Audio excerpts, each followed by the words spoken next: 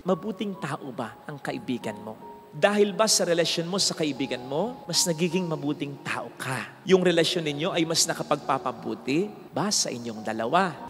At bakit ka mag-i-invest sa relasyon na hindi na nga nakatutulong sa iyo ay nakasasama pa? Dahil dyan, makalalampas na sa iyo yung mga nakalaan sa iyong tunay na kaibigan, mag-e-end up ka pa sa mga tao na hindi mo dapat in the first place ay sinasamahan. Mayroon po ba kayong tunay na kaibigan? Yung kaibigang laging nandyan para sa iyo. Hindi mo man laging kasama, maaasahan mong pupuntahan ka kapag kailangan mo na ang tulong niya. Yung kaibigang uunahin ang interes mo, ang kabutihan mo, bago ang interes o kabutihan niya. Yung kaibigang magpupuri sa Diyos at magpapasalamat para sa mga magagandang nangyayari sa buhay mo, pero hindi mainggit sa iyo. At yung kaibigan din namang itutuwid ka sa mga pagkakasala, pagkakamali mo, pero hindi magbabago ang tingin sa iyo. Yung kaibigang parang o higit pa sa pamilya ang pakiramdam mo sa katauhan ng taong ito. Meron po ba? Kung wala, anong klaseng kaibigan meron tayo? Acquaintances lang, nakakasama lang, kanegosyo lang, katrabaho lang, ka-interest lang, kahabi lang, worse, kabisyo lang, kaibigang putik, kaibigang walang kwenta. Dudumihan ka, sasali ka sa pagkakasala, ibubulid ka sa kasalanan, ichichismis ka pa. Kaibigang plastic o orokan dahil mabuti sa harapan pero kung ano-ano nang sinasabi sa iyo sa talikuran. Kaibigang John Michael ang pangalan. John Michael kasi nandyan lang kapag may kailangan. Kaya John Michael ang pangalan. Lakaw! Kung ganyan lamang naman ang ating mga kaibigan, huwag na po tayong makipagkaibigan. Sapagkat uubusin ng mga peking kaibigan ganyan ang oras natin upang hindi natin makita, mapahalagahan o makalampas sa paningin natin ang mga tunay sanang kaibigan na ipinagkakaloob ng Diyos sa atin. Remember that Jesus also had true friends. Si Jesus din ay nagkaroon ng mga kaibigan. Ibig sabihin, sa pagkakatawang tao ni Jesus, ipinakita niya sa atin ang isa pang mahalagang biyaya ng Diyos sa tao. Bukod sa pamilya, nandyan ang kaibigan. In fact, friends are heaven sent sapagkat alam ng Diyos, hindi magagampanan minsan ng buo ng pamilya ang pananagutan dito sa atin. Ang mga friends natin ang dagdag pwersa, katuwang o magpupuno pa nga minsan ng mga pagkukulang ng pamilya natin. Kaya mahalaga ang kaibigan sa buhay natin. Kaya lang, tulad ni Jesus, dapat mag-ingat din tayo sa pakikipagkaibigan na ating gagawin. Si Jesus tama ay Diyos, kaya nga po siya ay para sa lahat. Kaya nga pinakisamahan niya ang lahat. Pero hindi siya naging very close sa lahat in terms of friendship, ha? Kahit naman sa sirkulo ng kanyang mga alagad, meron siyang mga laging sinasama. Tulad ni Pedro, tulad ng minamahal na alagad niyang si Juan. And despite his busy schedule, naglalaan siya ng oras para puntahan ng espesyal ang kaniyang mga kaibigang magkakapatid na Lazaro, Marta at Maria. Ang lahat ng mga binanggit kong personalidad ay pinili ni Kristo para maging very close sa Kanya. Dapat maging ganun din tayo sapagkat may mahalagang papel ang mga kaibigang pinakikisamahan natin sa buhay natin. Kung hindi tayo magiging maingat sa pagpili ng kaibigan, we'll end up with those fake friends. Those true friends na ibinibigay ng Panginoon sa atin, hindi natin mapapansin o baka mapabayaan natin. And in that case, malaki ang mawawala sa atin. Narinig po natin, ugnay nito, sa ating first reading, ang pagkakaibigan ni David at ni Jonathan. On the part of Jonathan, hindi siya nainggit kay David. Ang konteksto po pala ay ganito, ha? Ang hari ng Israel ay si Haring Saul. Anak niya si Jonathan. So, si Jonathan ang next in line. Nakagawa ng pambihirang feat si David.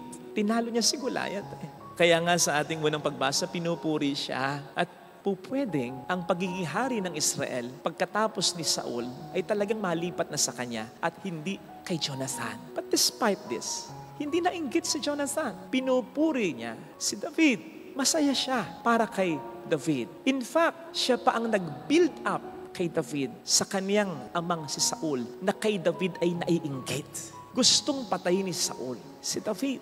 Kung ikukumpara kay Saul, si Jonathan ang dapat na mas galit. Si Jonathan ang dapat na mas inggit. Pero hindi eh. Siya pa ang nagtatanggol kay David. Siya pa ang nagtitip kay David. Something na hindi naranasan ni David sa kanyang sariling mga kapatid. On the part of David naman, magiging tunay rin siyang kaibigan para kay Jonathan. In fact, yung pagturing niya bilang kaibigan kay Jonathan, magtatagal kahit na si Jonathan ay wala na sa daigdig. Sa 2 Samuel 9 ay sasabihin doon na iuutos ni Haring David kapag siya'y hari na ng Israel na maghanap ng mga natitira pa sa angkan o sa lahi ni Haring Saul. Isipin mo, gagawa siya ng mabuti in the name of King Saul. Hindi, ang sabi doon, maghanap kayo ng natitira pang lahi ni Haring Saul at pararanas ko sa taong ito ang kagandahang loob ko alang-alang kay Jonathan na kaibigan ko. Kaya iba yung bond ng dalawa. Dahil sa simula pa lang, maganda na yung pundasyon ng kanilang relasyon. Ano yun? Paano sila naging magkaibigan? Paano lumalim agad ang kanilang pagkakaibigan? Wala namang istorya sa banal na kasulatan na sila'y nag-meet muna, nagkainuman muna, naging magkabarkada muna, nagkaroon ng common friends muna. Wala eh. Instantly, click agad. Instantly, solid agad. So anong dahilan?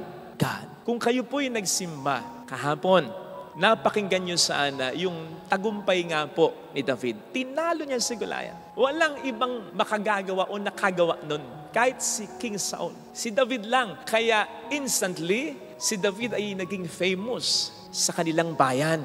Natural, marami ang gusto siyang maging kaibigan. At isa na nga po dito, si Jonathan. Pero, ginusto ni Jonathan na maging kaibigan si David, hindi dahil tinalo nito si Goliath. In the same way na hindi ginusto ni David na maging kaibigan si Jonathan dahil anak siya ng haring si Saul. No! Bakit ginusto nila ang isa't isa na maging kaibigan at bakit naging instantly hit and solid ang kanilang pagiging magkaibigan? Again, ang Diyos ang dahilan. Nakita nila sa isa't isa na meron silang sariling paninindigan. At yung sariling paninindigan na yon, hindi para sa kanilang sarili, kundi para sa Diyos na kanilang pinaglilingkuran. Kung i-check po ninyo yung buhay ni Jonathan, there was this instance na kahit konti lang ang mga kakampi niya, kahit nga nag-iisa lamang siya, sumugod siya sa mga Filisteo upang sugpuin ang mga ito. Yun ang ginawa ni David eh. Walang gustong lumaban kay Goliath. Si David ang nagpresenta. So ito yung nakita ni Jonathan kay David at nakita rin naman ni David kay Jonathan. Pareho tayo. Pareho tayong kahit nag-iisa ay lalaban para sa karangalan ng Diyos. Kaya't sa totoo lang, napagtagpo sila ng isang common friend, ang kanilang common na malalim na relasyon sa Panginoon. Yun ang tunay na pagkakaibigan. Kaya nga po maganda na isipin natin, sino ba yung mga itinuturing nating kaibigan? Sino yung mga close sa atin? And then, let us ask, ano yung interest na common sa atin? Ano yung values na pinapahalagahan natin at ng kaibigan natin? Ano yung mga qualities that draw us to them and that draw them to us? Sapagkat kung ang mga values, interests, and qualities na ito do not have anything to do with God, that is not the kind of friendship you should be in. Hindi yun ang tunay na pagkakaibigan na dapat ay mayroon tayo. Hindi magtatagal yun at hindi makabubuti para sa atin yun. Again, sipin mo, mabuting tao ba ang kaibigan mo? Dahil ba sa relasyon mo sa kaibigan mo, mas nagiging mabuting tao ka? Yung relasyon ninyo ay mas nakapagpapabuti ba sa inyong dalawa? O baka naman dahil sa kanya, imbis na maging faithful ka sa asawa mo, mas naging unfaithful ka pa, sapagkat siya pa ang mas nagbubuyo sa iyo na humanap ng iba. Baka naman sa halip na maging mas maganda ang relasyon mo sa parents mo, mas naging suwail ka pa. Siya pa ang nagiging dahilan para hindi mo irespeto ang iyong mga magulang. Baka naman sa halip na maging responsable kang magulang sa mga anak mo, dahil sa kanya ay mas nagiging pabaya ka pa. Mas nagiging mabuting tao ka pa dahil sa Kanya at sa relasyon ninyong dalawa. Kung hindi, habang maaga, kumalas ka na. O hindi ka definitely makakalas kasi nakakasama mo sa trabaho, sa negosyo. Iwasan mo na lang na maglaan ng madalas at matagal na panahon kasama siya. Huwag po tayong mag-invest sa pagkakaibigan na alam nating peke. Kasi sayang lang ang effort natin, sayang lang ang i-invest natin dahil hindi naman magtatagal yun eh. Kasi nga, peke. Yung tunay, ang totoong nagtatagal. At bakit ka mag-i-invest sa relasyon na hindi na nga nakatutulong sa iyo ay nakasasama pa? Dahil dyan, makalalampas na sa iyo yung mga nakalaan sa iyong tunay na kaibigan, mag-e-end up ka pa sa mga tao na hindi mo dapat in the first place ay sinasamahan. Tandaan po natin na may laan talaga na mabuting kaibigan ang Diyos para sa atin. May padadala talaga ang Diyos na mga taong makatutulong sa atin. Lalo pat kung nagkukulang sa atin ang pamilya natin. On the other hand, may mga gagamitin ding tao ang demonyo para sirain tayo. Kaya mag-ingat tayo sa pakikipagkaibigan natin sa sino man ating kapwa-tao. Hindi ko sinasabi na maging paranoid tayo. Hindi ko sinasabi na maging very righteous tayo. Tulad ni Jesus, pakisamahan natin ang lahat ng may paggalang at may respeto. Pero, wag nating ikompormiso ang ating pagpapakabuting tao. Nasabi ng Bible sa 1 Corinthians, bad company corrupts a good character. So parang sinasabi doon, kahit gaano ka kabuti, sasablay ka at sasablay in the presence of a bad company. Huwag na tayong magbaka sakali. Pakitunguhan natin pa rin sila ng may paggalang. Turuan natin kung meron silang mga dapat matutunan. Ituwid natin sila sa mabuting paraan sa kanilang mga kasalanan. Pero hanggat hindi nagbabago, iwasang makipagkaibigan na very close sa mga taong yan. Meanwhile, be a David so that you can find your Jonathan friend. In the same way, be a Jonathan so that you can be easily found by your David friend. Huwag kang mag-inarte ay hindi ka makakita ng tunay na kaibigan kung ikaw mismo hindi ka nagiging tunay na kaibigan. And by tunay na kaibigan, we mean nagpapakabuting tao. Sapagkat ang nagpapakabuting tao ay tunay na kaibigang makapagpapabuti sa iyo, makapag-i-impluwensya sa iyo na maging mabuting tao. Kaya, be one so that you can find one. Sana ito ay una nating makita at maranasan sa ating mga sari-sariling pamilya.